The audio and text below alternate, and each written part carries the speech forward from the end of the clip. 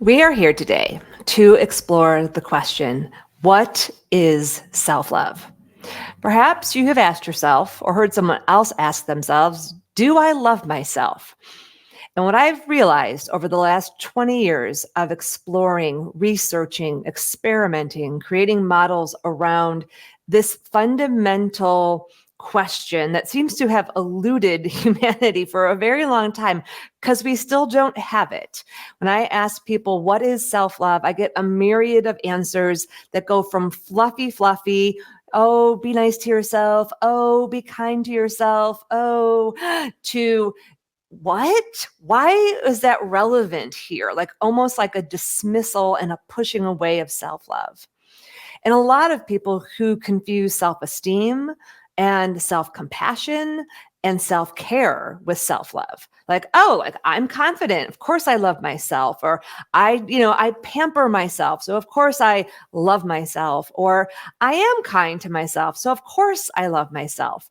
And while some of that might be true, one of the things that I found in my research is that we kind of are stuck at a surface level of understanding what self-love is. And what I know for sure is that self-love is not do I love myself is not a yes, no question. Because it isn't like self-love. One day you wake up and you're like, oh yeah, got that. It's all good. It's all good. I totally love myself. I've even talked to people who have published books on self-love. And it's so clear that they love themselves in some ways, but not in others. And that's what this video today, this teaching video is really all about.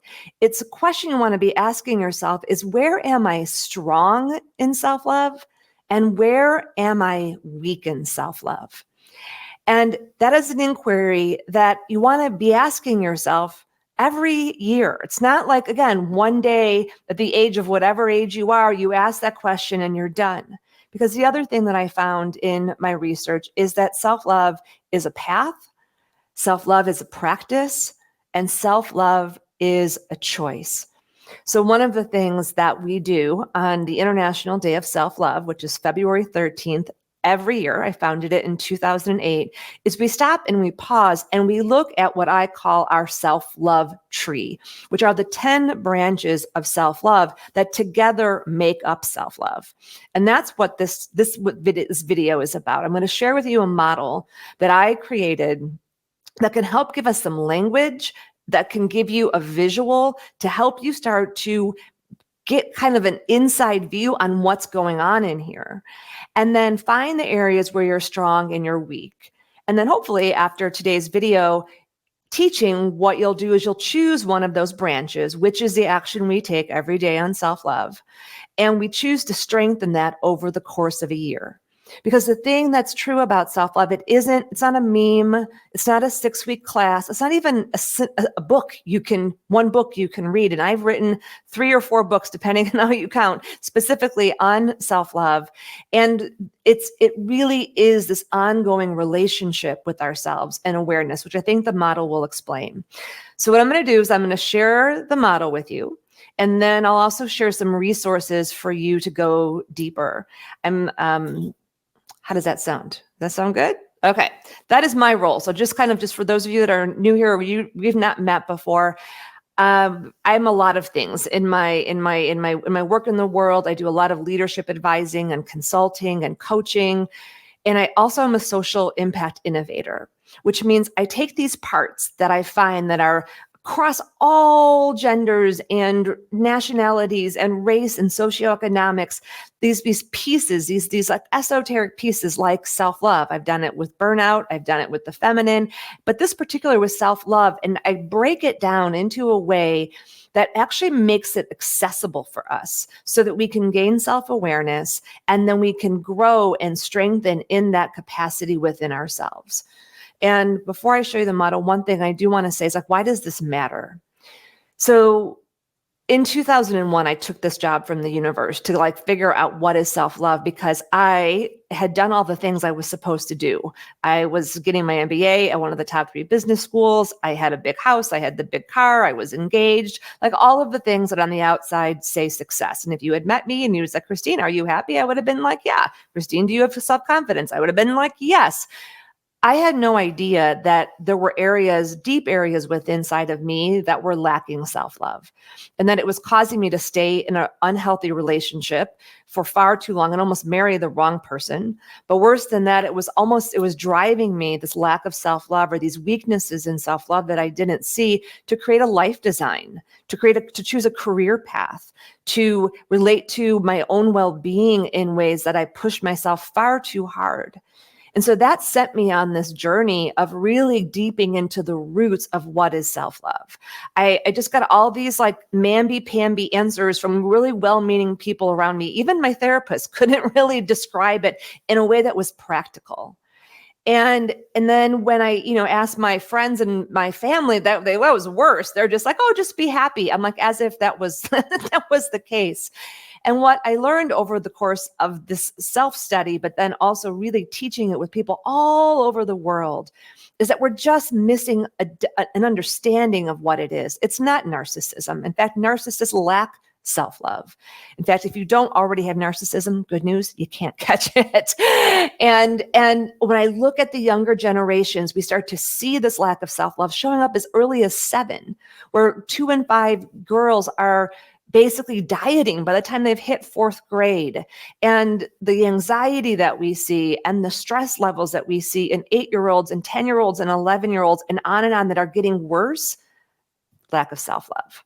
Same thing with the relationships of people marrying and staying in relationships that are so toxic, lack of self-love. Choosing career paths that do not match your design, lack of self-love. And I could go on and on and on and on and on in this. But why I wanted to pause here before I share the model is that the biggest challenge for me has been to help people understand the relevancy of self-love. And when I'm working in leadership and I work with, top executives all over the world, I can tell you that almost every single one that I work with, there are cracks in their self-love foundation. And not because there's something wrong with them. That's just the way that this world is. We get dropped in and our self-love infrastructure is fully intact. But based on our family systems and the world and the things that happen to us, those cracks happen and the tree gets weakened, just like if we were just like a regular tree would get weakened by too many storms. And so what we can do for ourselves and what we can do for those that you guide, you influence, you mentor, you parent, is start to help them understand how to source what they need within themselves. This one sometimes we call self-love a medicine. It's kind of like, what kind of self-love do I need today? Is it self-care? Is it self-compassion? Is it self-esteem? Is it self-worth? Is it self-acceptance?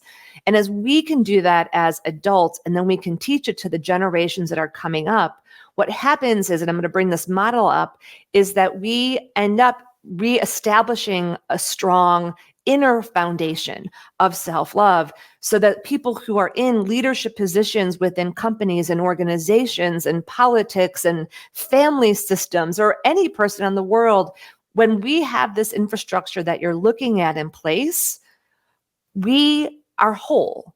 And so therefore, we make decisions about our lives, about the teams we run, about the systems that we run, about the people that we're in relationship with that come from this wholeness. But without an understanding of this, it's really hard to know, am I coming from wholeness? And if we're not coming from wholeness, what we do is we end up contributing oftentimes to the very things that we don't want to see in our families, ourselves, and our society. So let's take a look at this. I'm gonna take myself off the screen here just so that you can see the self-love tree. And so just take a moment and look at this tree, and what you'll see are 10 circles. And each of those 10 circles denote a different branch of self-love, a different kind of self-love. Self-love, if you just think of the word self-love, and it's just self-love. And so it's just love directed at the self. And if we don't have a way to use different language for the different kinds of love, it just gets all bottled in there, right? So that's why I'm saying, like, you can have a person who has strong self-care over here, but if they have low self-trust, sure, they may do all the things, eat the good food, eat the, jog or bicycle, be super fit physically. But you can bet if they don't have a strong self-trust, they are not making choices in their lives, relationships, career, friendships that are supportive and respectful and aligned. And so that's a big deal, right? We need both of these. Or you can have a person who has lots of self-confidence, which is self-esteem up here in the right, but they lack self-respect and honor, or they have a weak self-respect and honor. And so what that means is that they'll choose relationships. They may be successful in their career, but they'll either not have the relationships they want, or they'll choose to stay in harmful, toxic, or just kind of, banal kind of relationships, just not what's really lighting them up. And so let's take a look at this. Let me break the self-love tree down for you to kind of give you, and I'm going to break it down, but I'm not going to go into what each of the branches mean, but I will share with you a resource to do that. So let's start here on the bottom. So the root of the self-love tree is self-worth. And you can kind of think of that like the roots of the tree. And which means if self-love down or self-worth down here is weak, like the roots of a tree are weak, your whole tree is going to be what I like to call bobbly wobbly, bobbly wobbly. And so that part of self-worth, which is a whole other video teaching on its own, and we'll do that, and is that it's really about redefining success and redefining value not based on the outside world, but based on your own internal world and based on wholeness. But for now, it's just good to know, like, okay, I need a strong self-worth. And this is how self-worth relates to self-love. They're related, but they're not the same thing. Self-worth are the roots that hold your tree together. And unfortunately, a lot of us, we are born with our trees like in this really rich, beautiful soil. But what happens is the soil gets contaminated by what I like to call the banana culture, the banana world, or it gets infiltrated with pests, and toxic things. And so part of the journey of self-love is to actually go back and replant your tree, just like replanting a plant who is in a pot that's full of mildew, right? We have to replant our self-love tree in soil, or we have to amend it in order to have a healthy tree bloom. So that's worth. And then down here, you'll see there's 3 lines. There's a red line, there's a green line, and there's a blue line. And then there's the center line right here. So you can think of the center line like the trunk. And so you have acceptance, trust, compassion, and empowerment rooted in worth. And then up here is expressed in presence. And I like to think of this as the spinal cord almost. And you can think of this, I'm just going to pull this back for a second. Think of this as it's in your own body. So this model is also within you. It's reflecting your own internal structure, which you just can't see, but it's there. So that spine, if you kind of put your hand on the base of your spine, that's where acceptance lives in your body. And it's the root ball of the self-love tree. I always say self-love acceptance it's really the opposite of comparison. And it is knowing yourself and loving yourself and accepting yourself for exactly who you are as you are. And the reason this is the root ball is because I actually think this is the most vulnerable, most tender, and most challenging area and branch of self-love to maintain and grow. Because as we change and we age, we're constantly coming back to having to accept ourselves who we are now. And so that's like that root ball that you don't even see with the tree, right? But it's under there and it's tender. And if you even think of when we transplant plants, right, we cover that root ball up so that the tree can actually grow. And then we move up the spine to self-trust. And I always think of it like a tree. It's like that core right below the kind of the midsection of that. But it's the strongest part. And it's the part that, like a pillar. If you have strong self-trust, you know yourself and you trust and understand how to work with both your intuition and your inner wisdom and that inner part that sometimes is like, don't do that, or kind of sabotages you. We call that the inner mean girl or inner mean dude. You know what's right for you, and you're able to move forward. just think like this one to me, this is one of the reasons I dedicated so much time to self-love years and years and years. And I still use this in my work, is because so many people don't know how to truly trust themselves. And so we're constantly then, bombarded with outside information. And I always say to parents, or when I work with younger people, you can't always be with your kid. But if you can teach them self-acceptance and self-trust and self-worth and self-compassion and self-empowerment, but especially self-trust, when they get to those hard choices, they're going to know what to do. But without this center point grounded and rooted in self-acceptance, it's going to be really easy to be susceptible to peer pressure and to outside pressure. So that's why we're spending time here, you all, because if we don't have this ourselves as parents, as mentors, as coaches, as therapists, as whatever way we influence, we can't actually transmit that and teach that to others, because this is an embodied experience, not just a mental one. So let's move up to the heart.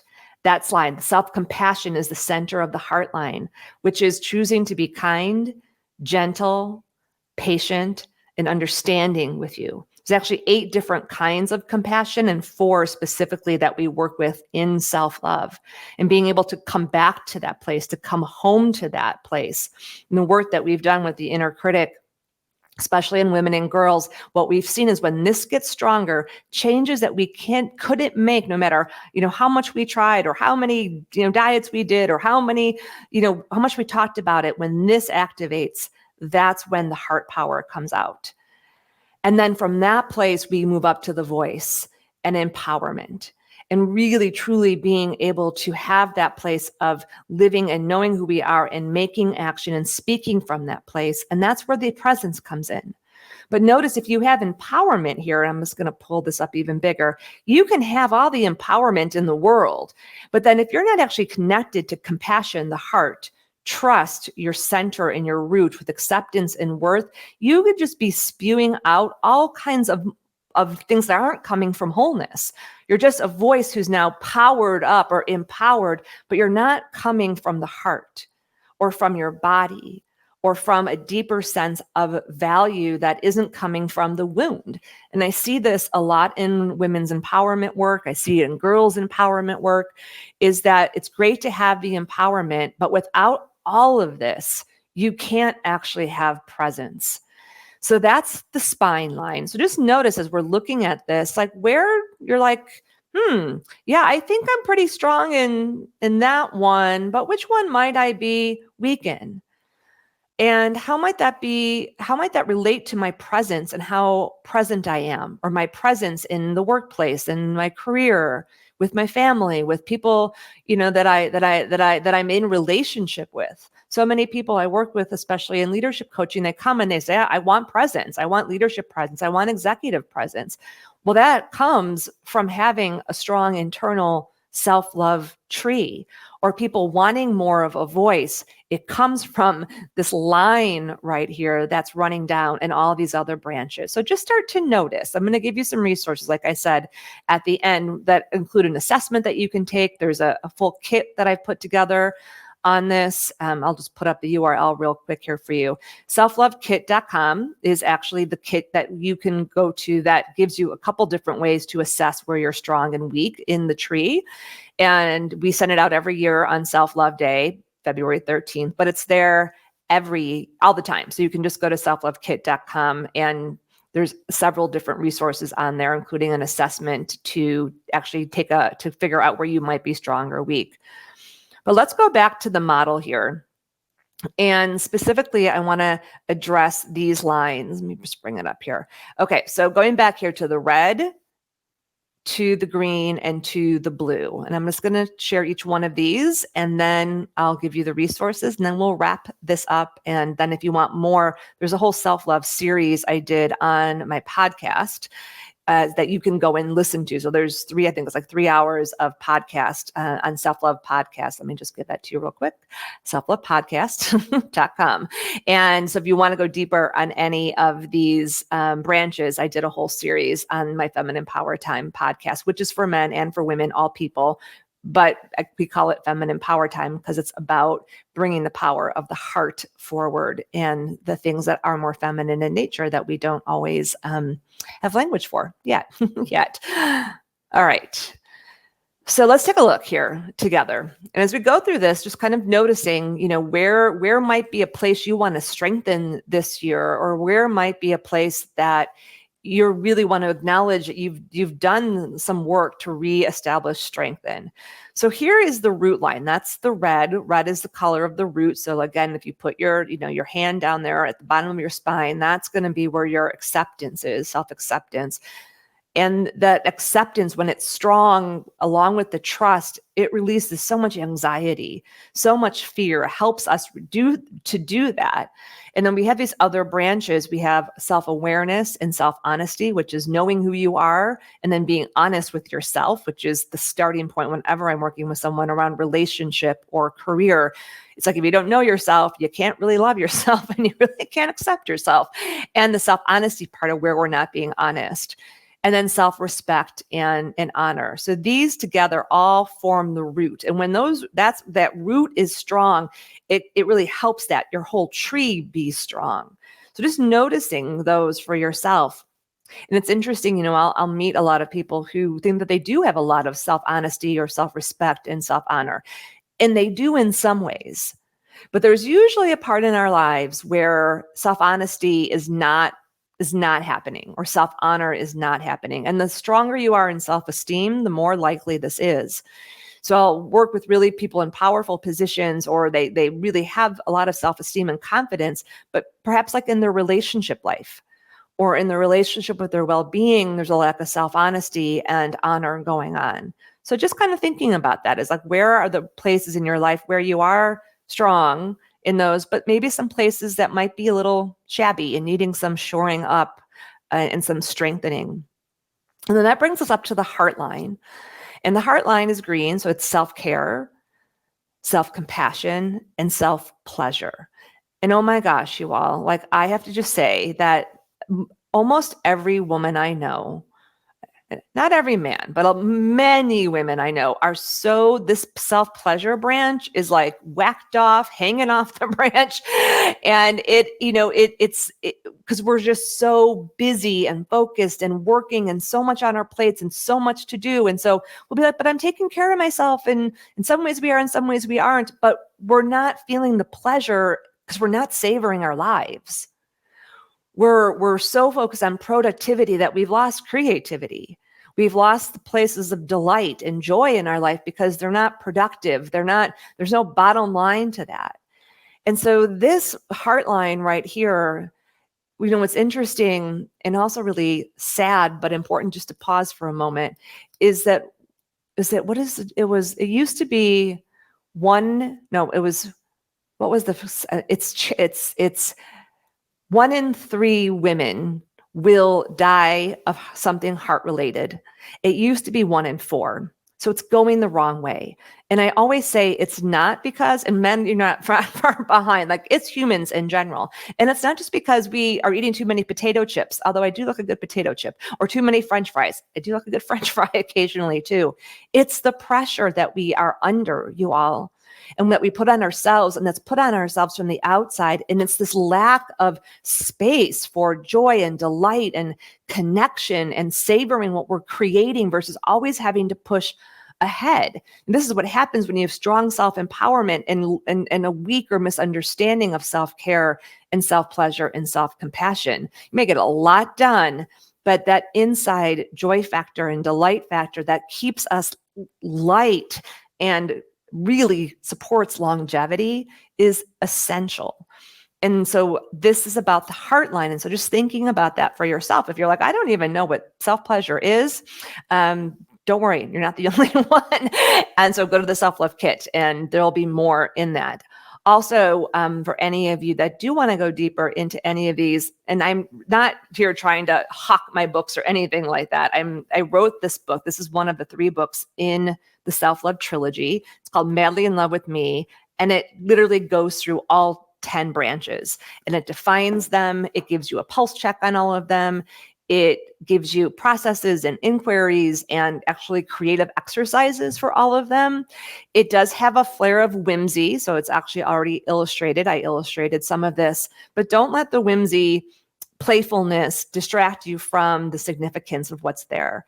One of the things that I found in my work in self-love is that the things that make our tree be wobbly and have like caused the destruction and the lack of nourishment to them is because we've been taught to be so serious. And, there's a wisdom teaching that says, take yourself seriously, but don't be so serious. We need that lightness. And so the play gets in there into those like parts of ourselves that truthfully, these whacks to our self-love tree, to our inner foundation. As you look at this for yourself, these happened usually early in childhood at, between the ages of 0 and 15 and 15 and 21. And then we just keep repeating the same kinds of patterns. So they just keep getting whacked, or they're not getting the nourishment and care that they need. And we don't even know it. We just keep making these decisions that keep recapitulating the same pattern. So if you're a person who wants to go deeper, but you want it to be playful and joyful and not just, oh my God, I got to go work on myself. Because you know what? Who wants to have to work on ourselves? Check out one of the self-love books. And here's just a picture of, let me bring it up here. Here's a picture of the 3 books that are in the self-love trilogy. Madly in Love with Me is the center one. And that goes into the 10 branches. Choosing Me Before We is around self-love and relationship. And then Reform Your Inner Being Girl, specifically for women and girls, about their inner critic and their inner wisdom and transforming that part and strengthening the inner wisdom part.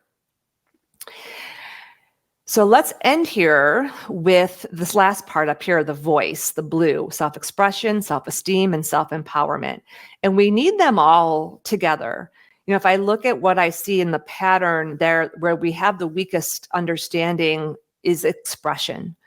So many people that I work with are not expressed in their true essence. And that's what expression is all about. They're empowered in their career, or they're empowered to make things happen. And they may even have self-confidence and self-esteem, which is, esteem is just basically having confidence in yourself and having a high regard of yourself in some ways, and maybe even many ways. But the self-expression thing I'll be working with somebody who's struggling with being happy with where they're working at.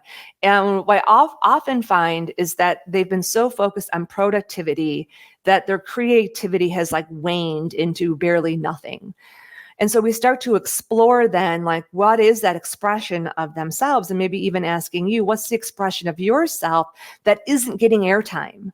That's not getting space, because that happens, right? In busy lives, dynamic lives, as we grow older, we have more things to take care of, more things going on. Or even if you're in high school or you're in college, the stress of academia on the younger people more and more, like there's no space for play. Even the things that have become playful have to be productive. Like, is that going on your resume? How's that going to get you into college? So it's not just, oh, I'm doing violin because I enjoy it. It's like, you got to do it to get the job or to get into college. So we just need to take a break, you all, and take a breath. A society without creativity, a society without pleasure, a society without not just, I'm going to pamper myself, because that's a form of self-care, but deep choice making around nourishing yourself and nurturing yourself and true self-sustainability.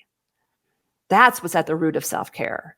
And what's at the root of self-empowerment is actually self-advocacy. Really advocating for ourselves and what's right and true for us. And I feel like if we can teach that to our next generation, first by modeling it, and then through the people that we influence and guide in our personal lives and our professional lives, then we have a chance. We have a chance at actually shifting and shaping this culture for the next era, the now era that we're in. So why is this relevant? Because without this, we don't have the internal wholeness and the ability to see where we might be lacking and making unconscious choices that keep us stuck in patterns that don't allow our full expression, our full longevity of well-being to actually come forth, because we're just surviving in a world that wasn't built for this. But this is love. So if we want love and a world that supports it, we start with self-love from within. So I hope this model helps and it gives you a starting point to just start to open up to. And a couple places that you can go. So here's the Self-Love Promise Kit. And the Self-Love Kit, which is at selflovekit.com. This is what we do every year on February 13th on the International Day of Self-Love, as we stop and we pause and we say, okay, where am I weak? Where am I strong? What's the branch for this year? Mine this year is self-honor. And then we make a self-love promise, which is a promise you keep to yourself that you keep all year long. And that promise, what it does, which is so cool, it becomes a practice in that you remember that promise when you're making choices day to day or in bigger ways. And you remember that promise, you come back to it. And kind of going back to what I said earlier is self-love is a path, it's a practice, and a choice. And so when I was doing the research around self-love, what I figured out was like a lot of it, like I could give you a list of like, or ask you, how do you take care of yourself? What are the things you need to do? And you would rattle them off. It's not the information we're missing. It's the permission and the practices that we're missing that support us to be able to make the self-loving choice, which often can be challenging because it goes against society, it rubs against imprints, and it goes against the deep fears that we have inside that we don't even know are there. So this is how we break through that. So check it out, the selflovekit.com. You can also check out the books. That's at the selflovebooks.com. Or if you just want to go where everything is at, go to the pathtoselflove.org. Pathtoselflove.org is the organization that I created to like hold this whole body of work. And we work with organizations and different nonprofits and people to actually develop curriculum for them using the self-love methodology. We've trained educators and therapists and work with schools and all kinds of different things. So you can go there. All of it is there, easy to find.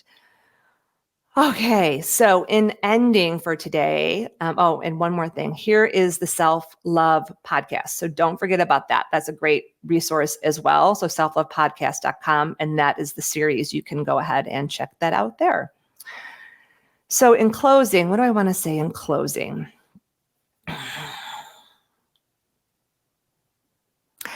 I think, first of all, just thank you all for being here today with me. My role in the world is as an advisor, a teacher, an author, a person who educates, illuminates, and gives us models that help us liberate ourselves and others so that we can actually elevate into a different reality.